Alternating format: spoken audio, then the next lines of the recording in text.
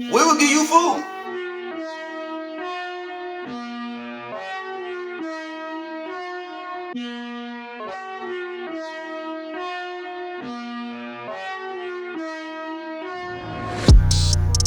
Welcome to I Wrote This Down by Star 25.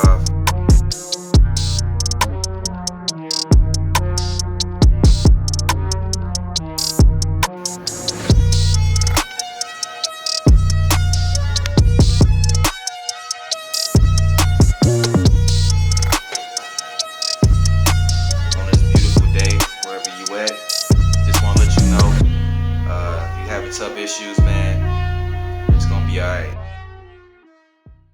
I think this is a very important topic I'm about to speak to you about today concerning welfare.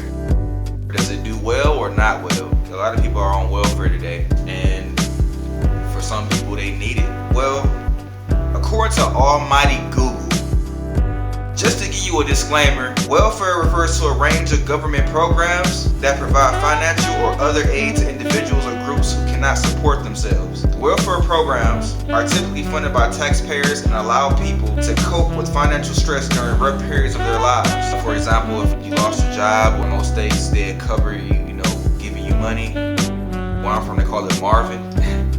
Marvin is well known around the block. We also have things called Section 8. Welfare is, to my understanding, is supposed to hold you up until you can stand on your feet without help. Unfortunately, many abuse this system from both sides. I'm speaking about the government and the recipient. Let us visit Mr. History. Let us see when this horror show began to destroy lives and communities. It's called Economic Opportunity Act of 1964. This law was introduced in the Senate in March of 1964. Passed in the Senate on July 23rd of 1964. Passed in the House on August 8th of 1964. With an amendment agreed upon the same day. And finally signed into law by President LBJ August 20th of 1964. For those who don't know who LBJ is, that's Lyndon B. Johnson, the one who succeeded authority after John F. Kennedy was assassinated. Look how fast this piece of legislation was passed into law compared to the Civil Rights Act of 1964. The Civil Rights Act of 1964 took over a year after it was first introduced by Congressman Emanuel Seller. Look it up, y'all. Of New York, to be signed into law by, you guessed it, President Lyndon B. Johnson. Now, in doing this research, I find it very suspicious, and it seems as if the pieces are all coming together. The plot of things happen to keep power over people. Now you might think, I'm an American citizen, I make my decisions, I run my household, and everything like that, you know what I'm saying? Even the common person though, let's just say you got kicked out your house. Let's say you living with someone. If you even children of parents, you must obey the authority who's providing for you. Let that sink in for a minute. You must obey the authority that's supporting you. You might have heard this said before. Don't bite the hand that feeds you. The plot of things happen to keep power over another people, whether that be black or whites or the government over the masses. You decide. I vote for the latter of the two. Just to clarify, I don't think it was whites over blacks, particularly during this time, even though they had a superiority complex. But I think it was the government over someone else, because you gotta think about it, you guys. Blacks wasn't the only ones that were oppressed. It was also actually poor white folk and poor Hispanic folk.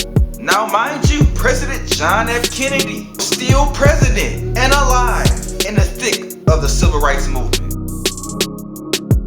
He was minded to even the inequality with civil rights leaders. The Civil Rights Act was introduced 5 months before the assassination of our dear President JFK.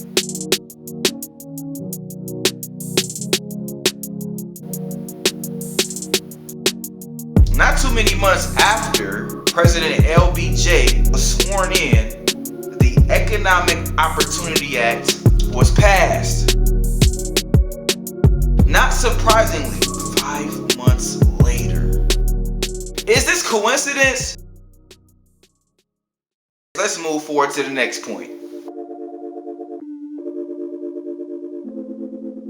My feelings on welfare are not on the side of good. As you well know, if you talk to me about this topic, welfare puts a ceiling over your head in terms of how much you are able or allowed to make in the numerous programs of welfare. In the United States of America, there are 6 well-known branches of the welfare system. The TANF, the food stamp program. Where I'm from, they call it the bridge card. SSI, Medicaid, housing assistance. And the EITC, which is the Earned Income Tax Credit.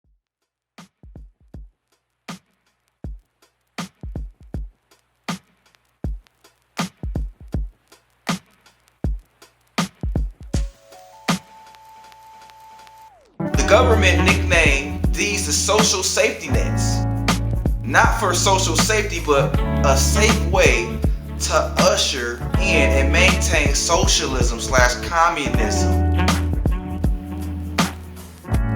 Don't get me misconstrued here. I do believe in people who are truly in need, who are citizens of the US, to benefit from these programs. But many abuse the system, which has, in my eyes, given it a bad connotation.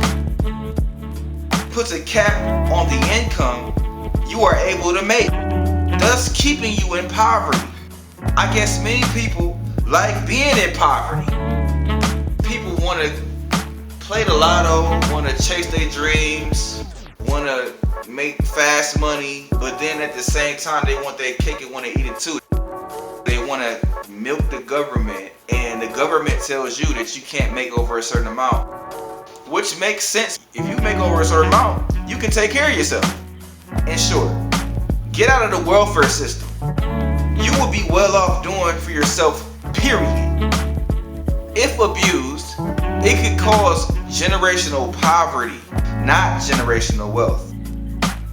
The mindset between welfare versus an entrepreneurial one is night and day, white and gray.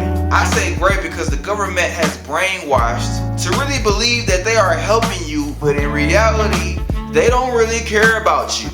Please learn a skill to pay them bills on your way to build. Next one. This should be interesting. When I was working as a pharmacy technician at CVS Pharmacy back in Highland Park, Michigan, not too far from Detroit, Michigan, I believe the Lord revealed to me that welfare has people so drunk and addicted to it and in desperate need of it that people will do anything the government would suggest them do, even to the point of selling their souls for food stamps. It states in Revelation chapter 13, and I'm paraphrasing, that you won't be able to buy or sell without a mark or symbol of some kind. Now that's control. We should be dependent on God, not the government. You will be surprised, very surprised how far you can go. Perfect. If that man want to be a man and raise his kids in the home of 2 parents, no moolah for you. No moolah for you. If you want to put yourself in insurmountable debt by going to a public university or college you can't afford, then hey amigo, borrow from us, senor. You see how much of a joke this life really is. So why not choose Jesus instead, like for real? Like Seven said from Hog Mob, I'd rather die than deny. I escaped the welfare system because it's mind over matter. I was raised most of my childhood below the poverty line. So food stamps I thought was a benefit for the living. Like the government wanted to be nice to us for being an American family. Even organized criminals know they have no limit on what they can make if they don't get caught. My final thoughts on welfare is that somebody has to pay for this welfare, by the way. It's a play for the government to milk somebody else for more money. A good old lesson of robbing Peter to pay Paul. Remember y'all, this is only my opinion for entertainment purposes and educational purposes only. Communities will do better with more Uncle Toms instead of Uncle Sam. At least Uncle Tom not on welfare. Till next time y'all, God bless y'all, take care of each other.